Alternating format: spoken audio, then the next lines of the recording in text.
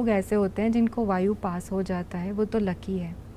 कई लोगों को वायु ऊपर से आता है, जिसको हम बोलते हैं डकार आना। अब भोजन करते वक्त डकार आना वो नॉर्मल चीज़ है, लेकिन दिन भर डकारे, जैसे बैठे हैं थोड़ी थोड़ी देर में डकारे, थोड़ी थोड़ी देर में डकारे, तो वो बॉडी बोल रहा है कि निशानी ठीक नहीं है। वायु की दिशा सी पाचन तंत्र ऐसे बना है कि ऊपर से डालो चीज़ें नीचे से निकले, लेकिन ऊपर से डालो और ऊपर से ही चीज़ आ रही है, तो वो दिशा उल्टी है। जैसे वॉमिटिंग होता है, हम उसको सादी भाषा में उल्टी बोलते हैं। क्यों? वो दिशा उल्टी है, जाना उसको ऐसे चाहिए पर वो ऐसे आ रहा है। तो वैसे ही डकारे आना वो बॉडी की एक साइन है कि पेट ठीक नहीं है, आप उसको ठीक करो, पाचन ठीक नहीं है, आप उसको ठीक करो। ये जजमेंट निकालना कि क्या खाने के बाद मुझे गैस बहुत पास होता है, क्या खाने के बाद मुझे डकारे ज़्यादा आती है, तो वहाँ से मुझे पता चल जाएगा कि ये चीज़ मुझे खास वायु करती है। तो बात करने वाली चीज़ों में अधिकतर जो रूट वेजिटेबल्स है, जो स्टार्ची है, जैसे आलू है, शकरकंद है, रतालू है, सूरन या याम जिसको बोलते हैं, ये सारी स्टार्ची चीज़ें अधिकतर वायु करती है। गाजर मूली भी? गाजर मूली नहीं करते, वो उतने स्टार्ची नहीं है जितने ये सारे हैं।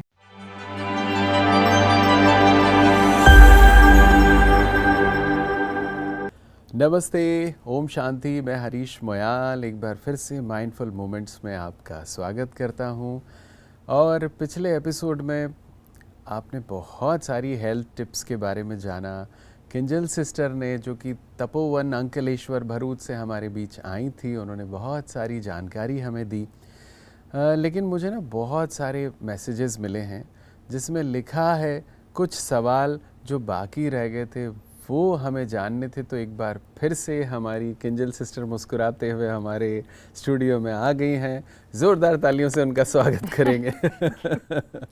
ऐसा कहते हैं ना, ताली बजाने से भी ब्लड प्रेशर कुछ होता है, ऐसा तो कुछ तो ब्लड सर्कुलेशन। जी जी, एक्यूप्रेशर बोलते हैं उसको। Acupressure, yes. तो पहले के लोग भक्ति में हर रोज़ मंदिर जाते थे, तो सुबह शाम आरती के टाइम पे उनका एक्यूप्रेशर होता था। एक तो ये, और दूसरा चल के जाते थे मंदिर, वो भी चप्पल पहने बिना। तो पैरों के भी जो पॉइंट्स है उसका भी एक्यूप्रेशर हो जाता था। वाओ! तो इसलिए भी वो लोग हेल्दी थे। तो आप घर में भी एक बार जोरदार ताली बजा दीजिए। चलिए हम भी यहाँ बजा देते हैं।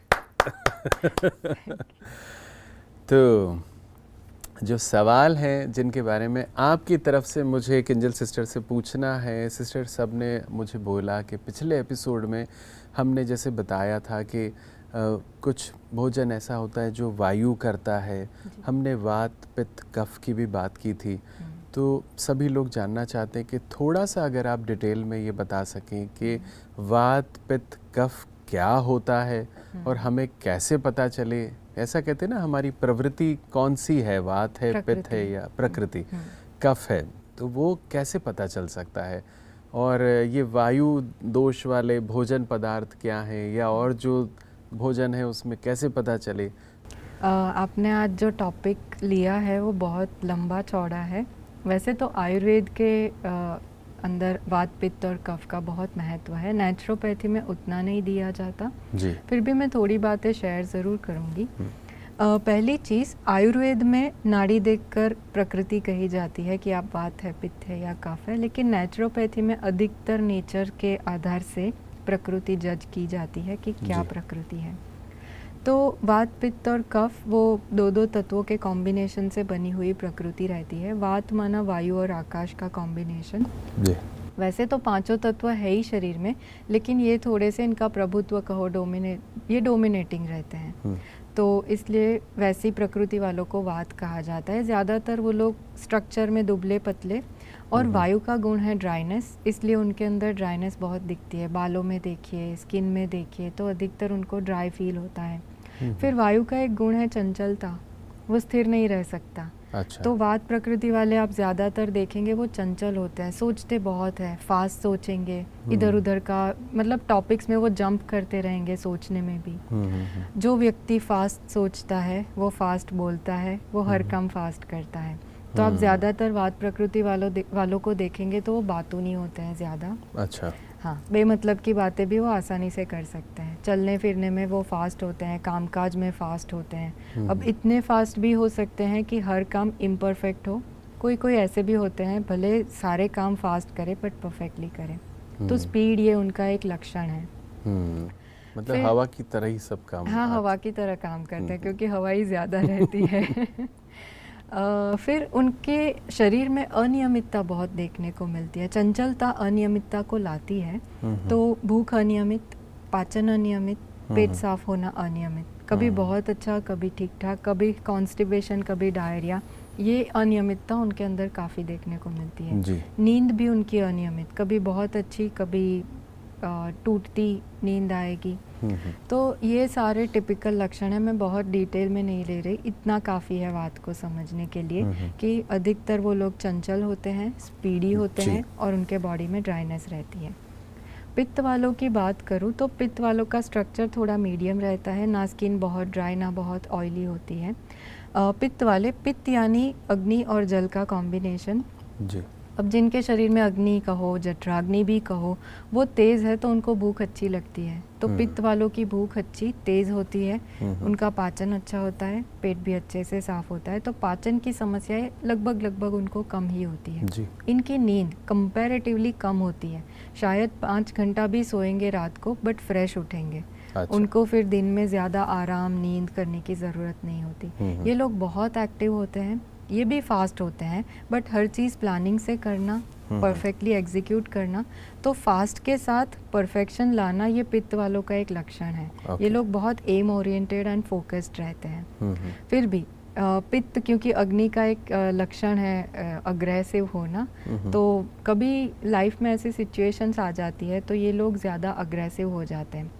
कह सकते हैं कि इनके अंदर सहन शक्ति की कमी होती है। अच्छा। जैसे वात में चंचलता ज़्यादा है तो धैर्यता की कमी, वैसे पित्त में सहन शक्ति की कमी की वजह से अग्रेशन ज़्यादा होता है। कफ वालों की बात करूँ तो कंपैरेटिवली उनका बॉडी स्ट्रक्चर थोड़ा सा ब्रॉड रहता है, स्किन अच्छी खासी ऑयली, बाल थिक घने बहुत अच्छे। पाचन उनकी मंद नहीं कह सकते बट कम या स्लो कह सकते हैं। जैसे 2-3 बार अगर किसी को दिन में भूख लगती हो तो कफ वालों को शायद 1 या 2 बार ही अच्छे से भूख लगे और उनका पाचन अच्छा ही होता है, पेट साफ होने में उतनी दिक्कत नहीं होती। फिर भी कफ प्रकृति वाले को वात बढ़ सकता है। अच्छा। क्यों? क्योंकि पैटर्न क्या बना है, 3 टाइम खाना। अब भूख लग रही है 1 या 2 टाइम बट खा रहे हैं 3 टाइम, तो वो भोजन पचना नहीं है, नहीं पचेगा, वो वायु क्रिएट करेगा। तो भले प्रकृति कफ है बट वात बढ़ता है। अच्छा, स्वभाव से देखें तो कफ प्रकृति वाले काफ़ी शांत होते हैं, उनको बहुत हड़बड़ नहीं रहती काम करने की। 10 काम दे दो तो 5-7 करेंगे, बाकी के छूट गए हर्जा नहीं देखा जाएगा। इजी गोइंग नेचर रहता है उनका, ज़्यादा किसी के साथ बहसबाजी करना, इमोशनल होते हैं नेचर से, सबको पकड़ के चलना, एक रिलेशन मेंटेन करना, ये उनका एक लक्षण गुण रहता है। तो ओवरऑल ये स्वभाव से हम जान सकते हैं कि कोई व्यक्ति किस प्रकृति का है। जैसे आपने पूछा कि वात वालों के लिए वात करने वाली चीज़ों को थोड़ा अवॉइड करना ज़रूरी है। जी, जैसे लास्ट एपिसोड में भी हमने बात की थी कि वायु बढ़ाने वाली चीज़ों को, जो आर्थराइटिस का जिनको प्रॉब्लम है, उनको नहीं सेवन करना चाहिए। हाँ, तो मेजॉरिटी सभी को ऐसा ही लगता है कि फैटी चीज़ें होती है वो पचने में भारी होती है, वो तो राइट है ही। फिर भी मैं कहूँगी प्रोटीन भी बॉडी में पचने के लिए हैवी ही रहता है, स्पेशली जब आप मिला के खाते हो। जैसे कई बार हमने मूंग की दाल ले ली तो ठीक से पाचन हो जाता है, सिर्फ अरहर की खाई फिर भी अच्छे से पाचन हो जाता है। लेकिन जो मिक्स दालें करके हमेशा खाना, कभी कभी लेना, वो फिर भी ठीक है। तो ये है क्योंकि हर दाल में अपना प्रोटीन रहता है, कौन सा इजी टू डाइजेस्ट है, कौन सा डिफ़िकल्ट टू डाइजेस्ट है। शायद लोगों को ये नॉलेज भी नहीं होता है कि मूंग का प्रोटीन इजी टू डाइजेस्ट है। फिर आप देखो तो चने थोड़ी हैवियर है, राजमा हैवियर है, सोयाबीन बहुत हैवी है। तो अभी जैसे वीगन का एक ट्रेंड चल रहा है, तो लोग डेयरी प्रोडक्ट्स नहीं ले रहे, उसके बजाय सोयाबीन का यूज़ करना, सोया मिल्क लेना, सोया उसका फिर टोफू बनाते हैं पनीर को सब्स्टिट्यूट करने के लिए। बट क्या मेरी पाचन उतनी तेज़ है जो उतने प्रोटीन को पचा सके, ये जानना बहुत ज़रूरी है। कोई चीज़ मेरा शरीर नहीं पचा पाएगा तो वो वायु क्रिएट करेगा। मुझे कोई चीज़ पसंद है और मुझे खानी ही है, तो फिर मैं अच्छी भूख की का इंतज़ार करूँ कि मुझे तेज़ भूख लगे और मैं वो मॉडरेशन में लूँ, मात्रा में लूँ, आनंद से खाऊं, मन को प्लीज़ कर दूं और बॉडी भी उसको अच्छे से पचा पाए। बाकी बना है, टेस्टी है, मैं ओवर खा रही हूँ, तो कोई स्कोप नहीं है कि मेरे शरीर में वायु से मैं बच सकती हूँ। कई लोग ऐसे होते हैं जिनको वायु पास हो जाता है, वो तो लकी है। कई लोगों को वायु ऊपर से आता है, जिसको हम बोलते हैं डकार आना। अब भोजन करते वक्त डकार आना वो नॉर्मल चीज़ है, लेकिन दिन भर डकारे, जैसे बैठे हैं थोड़ी थोड़ी देर में डकारे, थोड़ी थोड़ी देर में डकारे, तो वो बॉडी बोल रहा है कि निशानी ठीक नहीं है। वायु की दिशा सी, पाचन तंत्र ऐसे बना है कि ऊपर से डालो चीज़ें नीचे से निकले, लेकिन ऊपर से डालो और ऊपर से ही चीज़ आ रही है, तो वो दिशा उल्टी है जी। जैसे वॉमिटिंग होता है, हम उसको सादी भाषा में उल्टी बोलते हैं। क्यों? वो दिशा उल्टी है, जाना उसको ऐसे चाहिए पर वो ऐसे आ रहा है। तो वैसे ही डकारे आना वो बॉडी की एक साइन है कि पेट ठीक नहीं है, आप उसको ठीक करो, पाचन ठीक नहीं है, आप उसको ठीक करो। तो ये जजमेंट निकालना कि क्या खाने के बाद मुझे गैस बहुत पास होता है, क्या खाने के बाद मुझे डकारे ज़्यादा आती है, तो वहाँ से मुझे पता चल जाएगा कि ये चीज़ मुझे खास वायु करती है। जैसे मैंने पिछली बार सुनाया था कि आलू खाते हैं तो गैस बनती है बहुत लोगों को। अब आप पित्त प्रकृति वालों को देखेंगे तो ऐसे भी लोग हैं जिन्होंने वायु को कभी एक्सपीरियंस ही नहीं किया है कि गैस पास होना क्या होता है, डकार आना क्या होता है। भले वो वायु करने वाली चीज़ है, बट उनकी पाचन अच्छी है, इसलिए उनको वो एक्सपीरियंस नहीं होता है।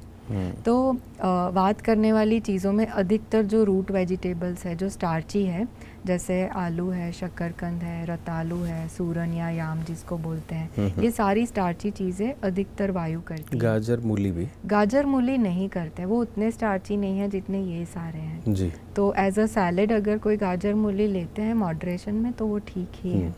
फिर आती है दालें, मेजॉरिटी जिनको हम पल्सेस या लेंटिल्स या लेग्यूम्स बोलते हैं, तो वो मेजॉरिटी वायु करने वाले होते हैं।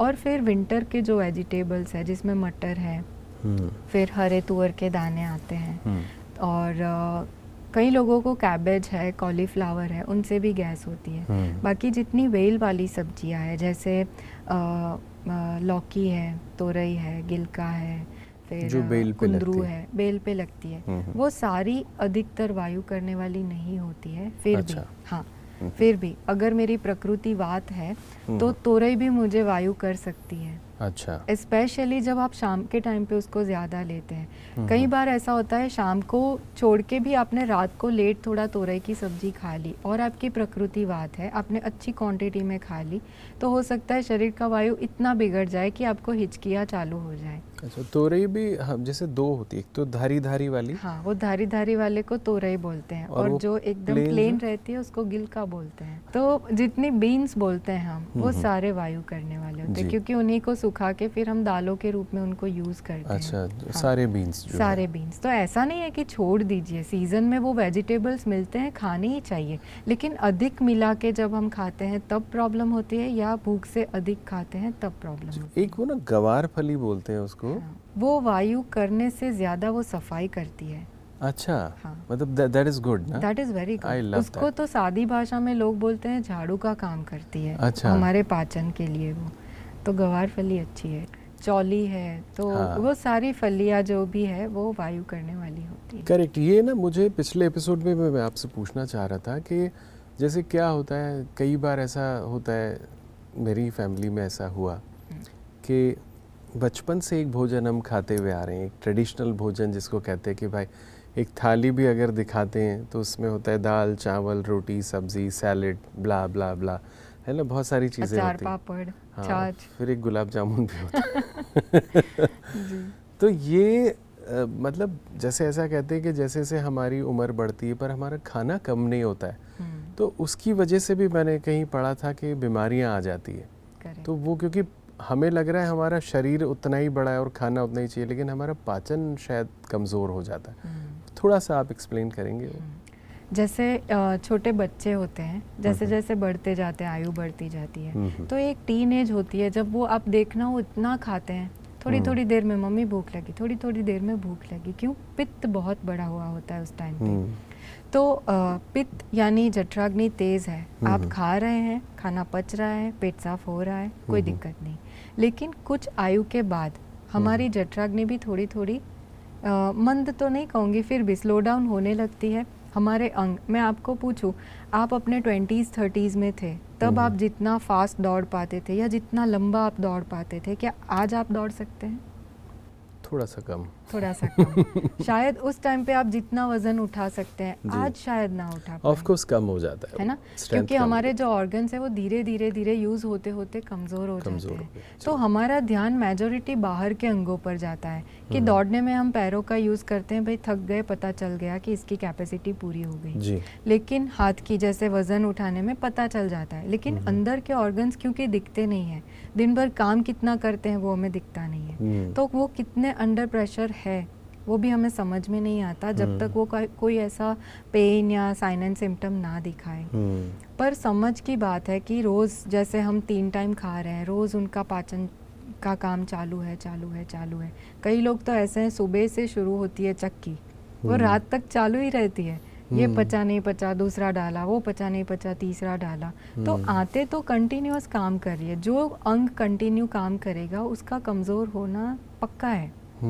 कुछ हद तक, कुछ समय तक काम करते करते कोई भी ऑर्गन थकता है, लंबे समय तक आप उसको थकाते रहो, फिर वो कमज़ोर होता है, उसके बाद रोग आते हैं।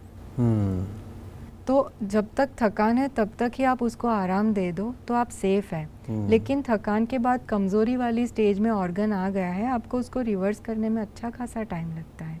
तो जो आपने सवाल किया, एज बढ़ती है, ये ऑर्गन यूज़ होते होते थकते थकते थोड़ा कमज़ोर तो होता है, तो डाइट में थोड़ा चेंज आना बहुत ज़रूरी है।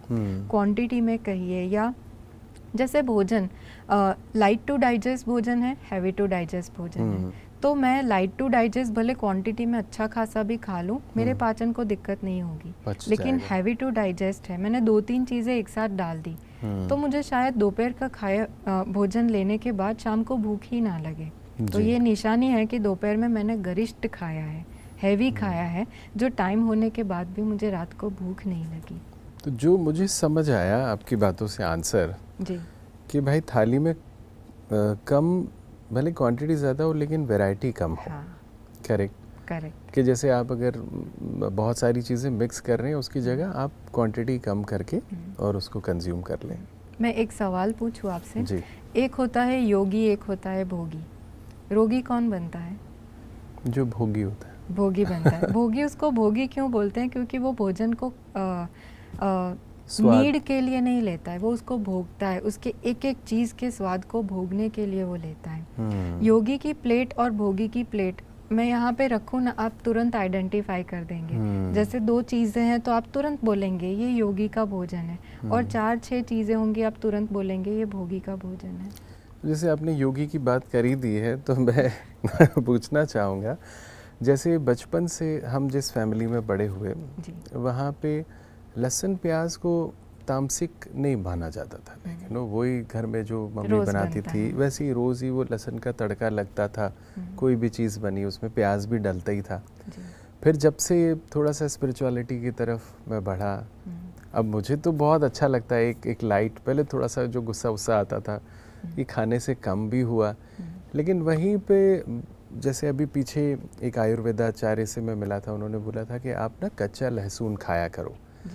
अब वो एक बार मैंने ट्राई किया और वो मेरे को खुद इतना ज़्यादा लगा, उससे एकदम ऐसा लगा हीट बहुत बढ़ गई, औषधि की तरह लिया। तो ये क्या है, मतलब आपका क्या मत है कि अगर हम नेचुरोपैथी की तरफ बात करें तो लहसुन और प्याज को हमें खाने के साथ या खाने में खाना चाहिए या नहीं? मतलब आप जैसा चाहें वैसा आंसर कर सकते हैं मेरे सवाल को छोड़ के कि लहसुन प्याज की क्या है कहानी जी। प्योरली अगर मैं नेचुरोपैथी के हिसाब से बोलूँ तो शायद मना ना किया जाए जी। लेकिन क्योंकि हम 2 पाथ फॉलो कर रहे हैं, ये भी एक हेल्थ केयर वाला भी है, नेचुरोपैथी और स्पिरिचुअलिटी वो दोनों कंबाइन करते हैं। तो क्योंकि नेचुरोपैथी में जैसे मैंने कहा नेचर पे काम करना बहुत ज़रूरी है। अब प्याज और लहसुन, जैसे लहसुन की बात लोग बोलते हैं ब्लड थिनिंग के लिए बहुत अच्छा है, मेजॉरिटी जिनको हार्ट की प्रॉब्लम रहती है उनको लहसुन खाने के लिए बोला जाता है जी। तो कोई हमारे पास आते हैं कि हम तो खा ही रहे हैं सालों से और हम स्पिरिचुअल भी नहीं है, तो हम मना नहीं करते हैं। लेकिन अगर कोई व्यक्ति स्पिरिचुअल है और अगर वो सोचता है कि मैं थोड़ा ले लूँ, तो हम बोलेंगे आप मत करिए ये, क्यों? दूसरे ऑप्शंस है। आप फास्टिंग भी कर सकते हैं। आप थोड़ा सा ऑयल कंजम्पशन को रेक्टिफाई कर सकते हैं, उसको चेंज कर सकते हैं, कुछ चीज़ों में परिवर्तन ला सकते हैं। आप अच्छे से एक्सरसाइज प्राणायाम करके भी अपने ब्लड को थिन कर सकते हैं अगर राइट वे में कोई चीज़ की जाए। तो क्यों प्याज लहसुन नहीं? क्योंकि वैसे ही शास्त्रों के अनुसार उसको तामसिक कहा गया है। तामसिक मतलब कोई चीज़ जो आपके अंदर इस ऐसी तमस पैदा करे जो चंचलता में ले आए। एक आप सतोगुण को देखो तो वो स्थिरता में रखती है चेतना को जी।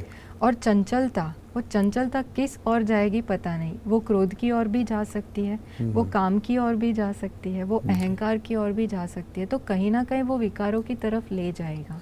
और ये बात सच में सिस्टर, मैं पर्सनल एक्सपीरियंस की बात आपसे कर रहा हूँ कि पूरी फैमिली में हमारा बैकग्राउंड खाने पीने में डिफरेंट था, और जब से मैंने ये सात्विक आहार जीवन में लेना शुरू किया, सचमुच में पहले मुझे थोड़ा जो गुस्सा आता था वो भी कम हो गया। बाकी के भी जो इनको 5 विकार बोला है, काम क्रोध लोभ मोह अहंकार, जिन सबको विकार गीता में ये बात लिखी है, तो उन सब को विकारों को जब हम मिटाते हैं या ख़त्म करते हैं, कम करते हैं, तभी हमारे विचार जो है ना वो शुद्ध होते हैं।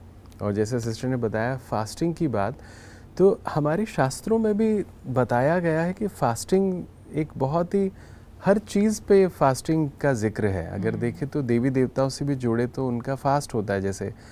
तो आपने बताया कि हमारी आंतों को भी आराम मिलना चाहिए, तो इसको अगर फास्टिंग की तरफ भी आप मुझे उसकी कुछ क्वालिटीज़ बता पाएँ ऑडियंस के लिए। तो आपने शास्त्रों की बात कही, तो भारतीय संस्कृति में मैं कहूँ पहले एक टाइम था, शायद द्वापर युग ही हम ले सकते हैं, जब ऋषि मुनियों का बहुत मान था संसार में। तो उन्होंने एक पैटर्न तैयार किया, कहूँगी मैं एटलीस्ट भारतीयों के लिए तो वो पैटर्न तैयार हुआ ही, कि धर्म के अनुसार त्योहार डाले गए और त्योहार के साथ साथ रीति रिवाज डाले गए। ये फास्टिंग उसमें इंक्लूड किया गया।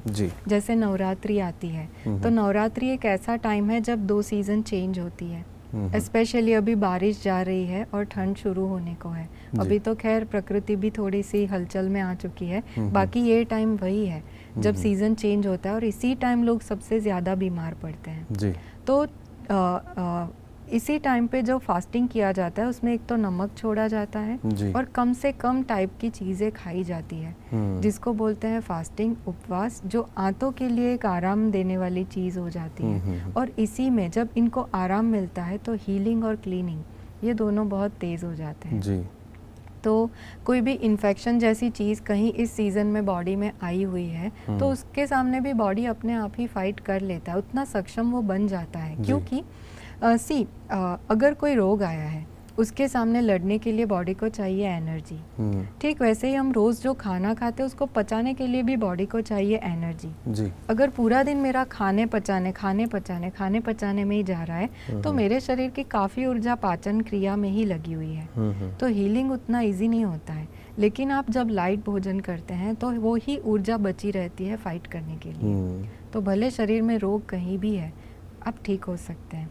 जैसे सावन का महीना, पूरा सावन मास लोग करते हैं, तो भले उसको शिव जी के साथ जोड़ा है, लेकिन अच्छी बात है, भूख लगती है तो वही याद आते हैं। तो उनका तो वही पर्पस था कि भूख लगे आप भगवान को याद करो। जैसे अभी के टाइम सोमवार से नवरात्रि शुरू हो रही है, तो आपको भूख लगेगी, आपको माता जी याद आएंगे, किया क्यों मैंने, है ना। तो ये फास्टिंग सीज़न अनुसार हो वो बहुत ज़रूरी है। वैसे भी 3 सीज़न में मुख्य है, गर्मी, ठंडी और बारिश। तो कहा जाता है गर्मी में पीना चाहिए, पीना माना जूस पीना चाहिए, लिक्विड जितना ले सके, या लिक्विड वाली चीज़ें जो फ्रूट्स है रसीले वो ज़्यादा लेना चाहिए। ठंड की मौसम में खाना चाहिए। तो आप इंडिया में अधिकतर देखो तो पाक सारे ठंड की मौसम में खाते हैं, चिक्की विक्की सब हैवी चीज़ें हम ठंड में खाते हैं। और बारिश की मौसम वो उपवास की मौसम है, अधिकतर उसमें उपवास आते हैं। जो चतुर्मास से आपने शुरू किया तो 4 मास भी लोग करते हैं, उसमें फिर अधिक मास भी ऐड हो जाता है जी। और तो जैनीज में भी वो पर्यूषण आता है, कई बार उस दौरान सभी धर्मों में कुछ न कुछ, सभी धर्मों में फास्टिंग है, और उसी से धर्म में लोग हेल्थ के हिसाब से टिके हुए भी हैं जी।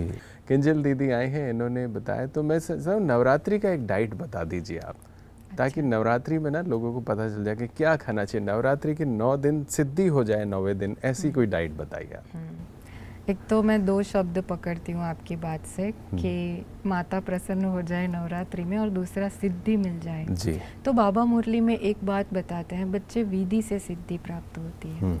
तो विधि क्या, तो डाइट की विधि में मैं कहूँगी, अगर माता जी को ध्यान में रखते हुए, शक्ति को, माता जी माना कोई ऐसा फीमेल फॉर्म की मैं बात नहीं कर रही हूँ, शक्ति को ध्यान में रखते हुए अगर आप इस त्योहार को रियल में सेलिब्रेट करना चाहते हैं तो तपस्या आती है, क्योंकि बिना तप के शक्ति नहीं आती है, ये हर कोई जानता है जी। तो आप क्या तपा सकते हैं, तो आप अपनी चेतना को, अपने मन को तपा सकते हैं। इच्छाएं जगती है मन में, है ना, तो मन को तपाना इस सीज़न में, इस 9 दिन के दौरान वो बहुत ज़रूरी है। क्या तपा सकते हैं, तो जैसा आपने कहा मेजॉरिटी लोग फलाहार करते हैं, अगर आप कर सकते हैं तो बहुत अच्छा। फिर भी मैं कहूँगी बचपन से 50-60 साल तक आपने नमक वाला भोजन किया है, कई लोग नमक छोड़ते हैं तो उसका रॉन्ग इफ़ेक्ट आता है बॉडी के ऊपर, सडन क्योंकि छोड़ा है हमने।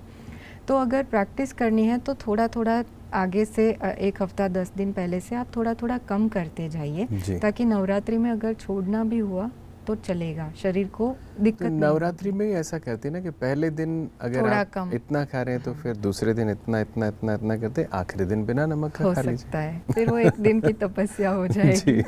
ठीक है, तो वो भी कर सकते हैं। और दूसरा, थोड़ा थोड़ा नमक भले लेना चाहे तो मैं कहूँगी पूरा दिन फ्रूट या कुछ भी नेचुरल, और रात को एक टाइम पका हुआ भोजन, रात को मना शाम को सूर्यास्त के आसपास पूरा हो जाए। पका हुआ मतलब तला हुआ नहीं हो प्लीज, तला हुआ नहीं, तला हुआ मत खाना, वो तेल का ना बाद में एक एपिसोड स्पेशल तेल का ही बनाएंगे। अच्छा, मैं आपको एक सवाल पूछूं, तली हुई पूड़ी हो या गेहूं की रोटी हो या उसी गेहूं का दलिया हो, टेस्टी क्या है? सच में बताऊं मैं आपको ना, मतलब अब जब से मैंने ये सब चीज़ें जानी है ना, मुझे दलिया में बहुत टेस्ट आता है। अगर नहीं जाना था तब मुझे पता नहीं क्यों, मैं झूठ नहीं बोलूँगा, देखो यहाँ ना माइंडफुल मोमेंट्स है, इसमें झूठफुल मोमेंट्स नहीं बनाऊंगा। मुझे शुरू से दलिया बहुत पसंद है। I don't know, may be शायद सुनने वालों को लग रहा हो, कई लोग बोलते भी थे भाई क्या बीमारों का भोजन खाता है तो मैं बोलता हूँ कि भाई मुझे जो पसंद है वही खाऊंगा, और उसमें भी अगर वेजिटेबल्स हों बहुत सारे तो मुझे बहुत पसंद है। बट ऑफ कोर्स कभी कभी कोई ओकेजनली पूड़ी बनती है तो अच्छी लगती है, ऐसा नहीं कि मुझे पूड़ी से नफरत है, बट आई लव दलिया। सो जो लोग को पूड़ी पसंद है उनके लिए दीदी बोल रही, मेरे लिए नहीं है। तो हम डाइट की, नवरात्रि के डाइट की बात कर रहे थे, तो उपवास करना है तो मुझे खाना भी है, शरीर को देना भी है, बट लाइट देना है ताकि इजीली पाचन हो जाए और वो फ्री हो जाए जी। अगर आप अपने को तपा सकते हैं, जैसे मैं जहाँ से आई हूँ तपोवन, तो हमारा लक्ष्य है इस साल सोमवार से कि 9 दिन हम केवल दलिया और लौकी की सब्जी ही लेंगे जिसमें नमक नहीं होगा, दिन भर फ्रूट्स रहेगा। अब आप सोचेंगे 9 दिन एक ही खाना गले के नीचे कैसे उतरेगा, तो जिन्होंने ये तो सुना है ना इसको वो बोलते हैं तपस्या। जिन्होंने सुना है वो सबसे पहले सोच रहे होंगे भाई ये 9 दिन में तो तपोवन नहीं जाना है। हाँ। पर एक चीज़, त्याग शब्द को अगर हम समझे ना, तो मेरे पास चीज़ें हैं और मैं उसको छोड़ रही हूँ, उसको बोलेंगे त्याग। जी। जैसे नमक है अवेलेबल, हर प्रकार का सब्जी हम ला सकते हैं, आटा वाटा सब घर में पड़ा है, फिर भी मैं रोटी नहीं, मैं दलिया खा रही हूँ, सादी सब्जी ले रही हूँ, तो वो मेरा उस घड़ी के लिए त्याग है, उसका मुझे कोई रिजल्ट मिलने वाला है। तो ये आध्यात्मिक बात हो गई। फिर भी कोई फोर्स नहीं है, आप कोई भी चीज़ बना के लीजिए, बट बस पचने में वो लाइट हो, ऐसी वैरायटीज़ आप बना के लीजिए। तला हुआ पचने में लाइट नहीं होता है, तो 9 दिन के नवरात्रि में भोजन में एटलीस्ट तला हुआ ना हो तो बहुत अच्छा, अगर शक्ति के लिए ही कर रहे हैं तो। बाकी तो कोई रूल नहीं है। मुझे लगता है 2-3 एपिसोड और हम सिस्टर के साथ करेंगे जिसमें और थोड़ा डिटेल में आपके सवाल जो कमेंट बॉक्स में आएंगे उन सवालों के आधार पे कुछ और एपिसोड बनाएंगे ताकि स्वस्थ संसार रहे हमारा। कहते हैं सर्वे भवन्तु सुखिनः सर्वे सन्तु निरामया सर्वे भद्राणि पश्यन्तु मा कश्चित् दुःख भाग भवेत्। तो कोई दुनिया में दुख ना हो, कष्ट ना हो, परेशानी ना हो, सब सुखी रहें। और ऐसी दुनिया बहुत जल्दी परमात्मा हमारे लिए लेके आ रहे हैं, बस हमें अभी से टिकट बुक कराना होगा त्याग तपस्या के द्वारा। तो lots of good wishes, thank you so much sister. So mindful moments में ये थे हमारी किंजल सिस्टर जिन्होंने हमें हेल्थ के बहुत सारे टिप्स दिए। ऐसे बहुत सारी लाइफ टिप्स या कहें माइंडफुल मोमेंट्स टिप्स आपके लिए आते रहेंगे। आप जुड़े रहिएगा। अगर आपने सब्सक्राइब नहीं किया है तो please subscribe this channel. Thank you. Om Shanti.